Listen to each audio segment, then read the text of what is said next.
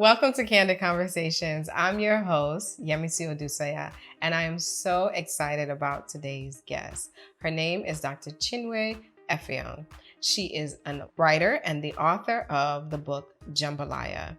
Jambalaya was published in 2016 and has touched so many lives. Thank you so much for coming to our show today. Thanks, Yemisi. For those who don't know you and they haven't heard of Jambalaya, give us a brief overview. What is Jambalaya? Well, Jambalaya is a children's book, but it's really so much more than a children's book. It's an attempt to capture the heart and soul of the African child, the girl child, and the African woman. It's also an attempt to create alternate images of what it means to be a woman, what it means to be beautiful, and what it means to be an African woman. So when you say alternate images, what image are you trying to stray away from? Can you explain that a little bit more? The dominant image of beauty, the dominant image of womanhood, which is a Western European image. And I mean, I can tell you a story of I was living in Abuja with my family. I have 3 daughters, and a friend of mine went, she's an African-American, traveled and bought 3 Barbie dolls for my daughters.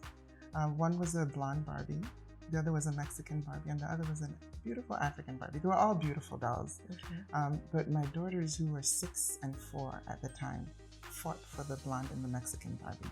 Wow. They hate this story because now they're 20, 21, and 19. They know better. Right, and they say, well, we didn't like the African Barbie because she didn't have any hair to play with. But the point was that they did not have images of beauty that looked like them. And so whether it's conscious or subconscious, they just naturally gravitated to those dolls that represented the images that they were familiar with. Wow. So I created Jambalaya and started telling them bedtime stories. And they loved it. And then I started writing them down, and I found an artist to do the illustrations. Wow. That's amazing. So I have to be honest, when I think of jambalaya, I think of a Creole dish, a Louisiana-based dish that has several ingredients such as sausage and rice and sometimes okra, or all these different things that independently they're amazing, but when you bring them all together, you create this new dish that takes your taste buds to the next level. How did that concept of food correlate or inspire the title of the main character of the book? Well, the title came to me. Okay. I was thinking of a title, and I was thinking of using an Igbo name, for instance. And I would play around with different names, and then that just came to me. But then as I started to think about that title, it made complete sense, even from what you just described, right? Think about any African woman that you know. Think about yourself, right? There's so many layers to us. There's so many nuances. There's so many, you can't describe yourself or any African woman in one word. And that really is symbolic of Jambalaya, is that there's so many parts of us that make us who we are. And you have to understand those various parts to understand the complete woman. And then interestingly, Jambalaya in Igbo, if it's a bit of a stretch, but there's a phrase called Jambalaya, meaning you get praise in your own home, not just outside. And so when I consider those 3 elements, the fact that it came to me, the fact of the meaning and the symbolism of Jambalaya, and the fact that in Igbo, it has a significance. It's a great word. Okay. I mean, I know this is your first children's book, but I think just looking at the colors and how rich everything is, I know there was an inspiration behind it. What inspired you to write this particular children's book? Africa, the vibrancy.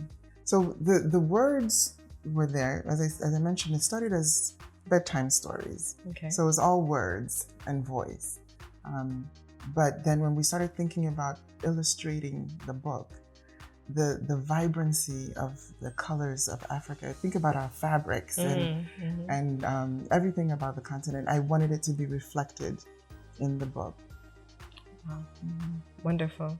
I know you mentioned you have 3 children. How has this book, honestly speaking, have you seen this book influence your children since it's been published? I know you've described telling stories before, Yeah. and most of that is more, memorization or remembering things. But now you have an actual book. Mhm. Has this changed their lives in any way, especially because they're girls?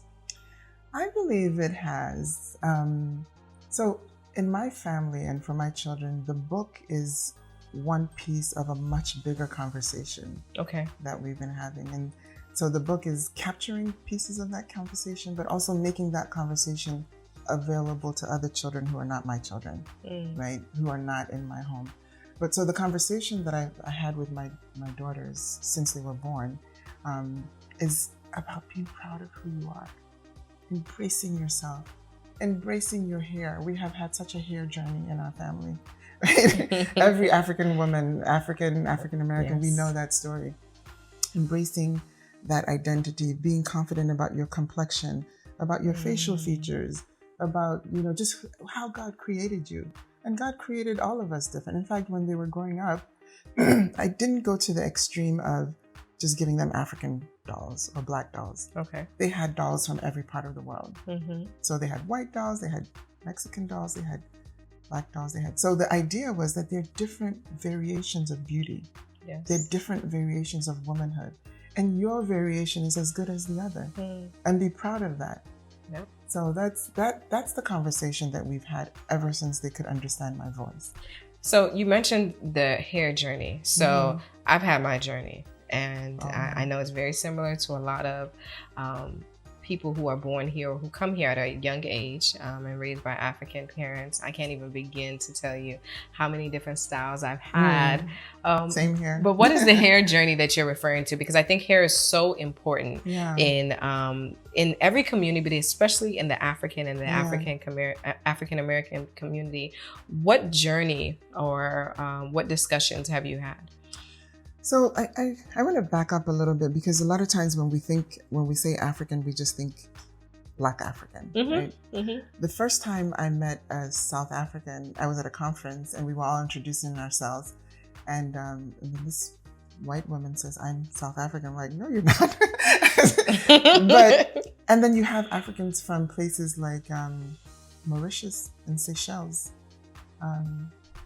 Ethiopia, Somalia, Morocco, Egypt, and we're all African. We're all African. And we all look different. Very different. Right. So I want to make it clear that the hair journey doesn't have to be an afro. Okay. Right? Mm-hmm. It's embracing who you are and finding that person and being comfortable in your skin.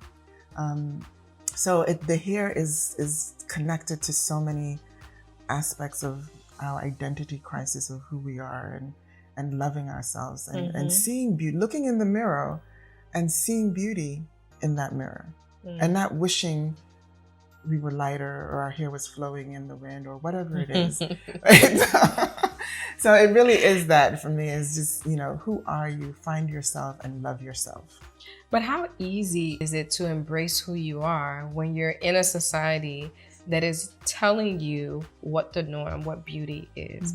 It's very challenging. I know growing up, it was very challenging for me to embrace certain things about me. I loved who I was from the beginning. I loved my name. I always corrected people when they mispronounced my name. But when you're a minority, even in the midst of people who look like you, how easy is it to embrace who you are and the differences or the things that are unique to you that set you apart from the others? It's not easy.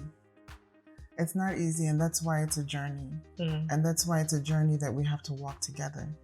And that's why there has to be an intergenerational conversation as we walk this journey. As those of us who are closer, I don't know if we ever get to a full realization, but those of us who are closer will help our younger ones to understand and appreciate more. And that's part of the reason that Jambalaya was written. It's just one contribution, and there are many contributions that people are making to say, listen, your brown skin is beautiful. And here's an example of a beautiful brown girl in a book that's doing amazing things, that's bold, that's vivacious, that's daring, that's smart, that's everything that you see on Disney. I mean, we love Mulan, right? And we started to appreciate the Asian culture because of Mulan. Yeah. But we hardly, there's no African character in Disney. Just looking at the pages and the cover of Jambalaya, it's bright, it's bold, like you said. She's smart. Her hair is amazing, even though it's natural. It looks great. Who does Jambalaya really exist? Is there a Jambalaya in your life that you base this story on? Jambalaya exists, and she exists in so many different women and girls. She exists in me, but she has existed hidden for many years, and bringing her out is part of the journey. I see her in my children. I see her in a lot of Black girls, African American girls. I see her in a lot of girls who are not even girls of color. It's Jambalaya transcends race and ethnicity. She's at the core of what a little girl should be. In fact, this first story of Jambalaya, and I won't tell the whole story, but just to give you a little idea, she's the first child of her parents. They love her. And her father is up for kingship. And her father loves her so much that whenever he's with the elders, he brings her close to him. And she sits on a stool by his feet. And he forgets that she's there. And so they start talking about things that elders talk about. And one day the elders were talking about making him king. And they said that he had to have a son in order to be king. And that's the journey that Jambalaya goes through in this book, is solving that problem. Wow. For her father. And that's a problem that I think any girl in any culture can relate to, the value that's placed on boys over girls. I remember my father, I have 2 brothers and a sister. I'm the second child, but my father used to wake me up early in the morning and he would say, let's take a walk. And we would walk and he said, you're like 10 sons to me. And as beautiful as that is, he was still using boys as a standard for his value. So he had equated me to 10 of the most valuable things that he knew. And I love my dad. He's late now, and he loved me. But then still, why aren't girls as valuable in Africa, in America, in the workplace? You still have issues of differential pay for male and female. So it's a universal issue that Jambalaya tries to address from the eyes of the voice of a child. You mentioned something that was so key that jumped out to me.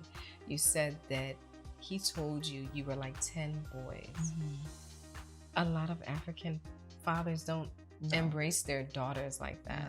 And I am just guessing, but I think what he instilled in you at such a young age has probably influenced it and impacted you many years later. Absolutely. I don't think I've ever heard anyone put it the way you just did.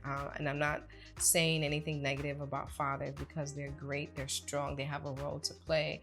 But I wonder how many women or how many young girls' lives would be different if they had their father telling them those type of things continuously. Absolutely. And when I talk about Jambalaya to people, I don't just talk to little girls and say, read Jambalaya because you'll be empowered. And I talk to parents. I talk to fathers, especially. I talk to boys. And the power of those words, my father would never know how powerful those words were, because I never saw myself as inferior to my brothers or to any man for that matter. All right. And even in the workplace today, it still continues to define. That's not my default position of, oh, I'm inferior. Oh, I have to, prove. I still work to prove myself, but it's because I feel like I have something to offer. And confidence and boldness has been a part of you from childhood. Absolutely. Can boys relate to this book? I hope so. I hope they can, because there are challenges there that little boys should be able to relate to and say, well, the challenge for me is not a gender challenge, but it may be a challenge of not being accepted, right? Or not feeling that I'm not equal to someone else. In this case, in Jambalaya's case, it's feeling not equal to a boy, but it could be a little black boy feeling not equal to someone of a different race. Or it could be socioeconomic, right? A little boy from from a poor neighborhood feeling inferior. So the Jambalaya addresses the issue of complexes and inferiority, and they don't exist in her vocabulary.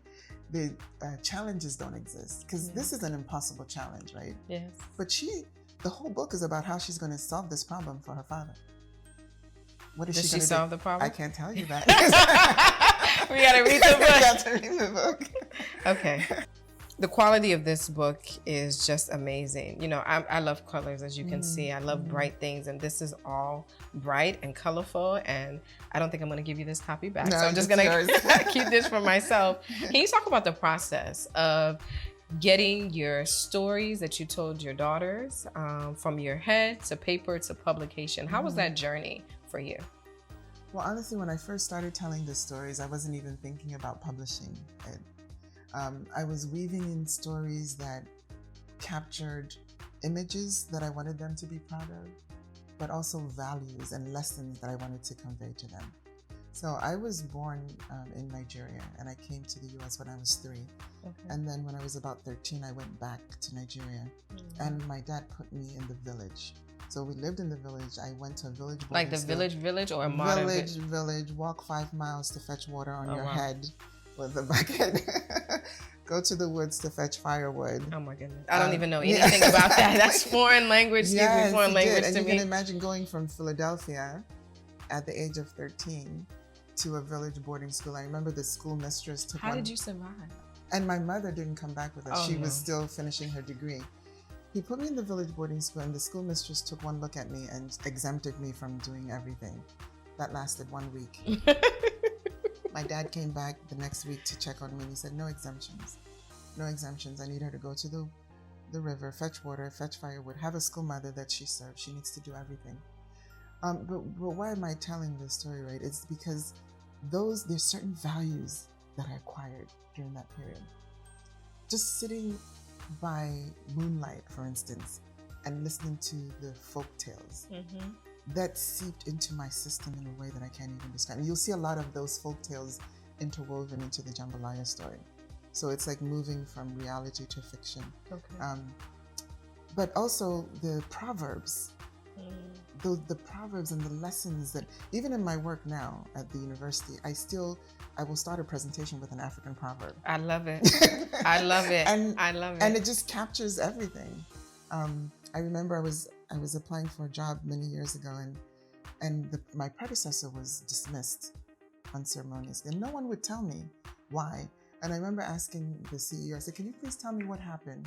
And he's like, that's confidential. And I said, okay, listen, I'm going to share an African proverb with you. And this was at the interview, like your job interview stages, yes. And I said, there's an African proverb that says, if the first son doesn't find out what killed him, what killed his father, what killed his father will also kill him.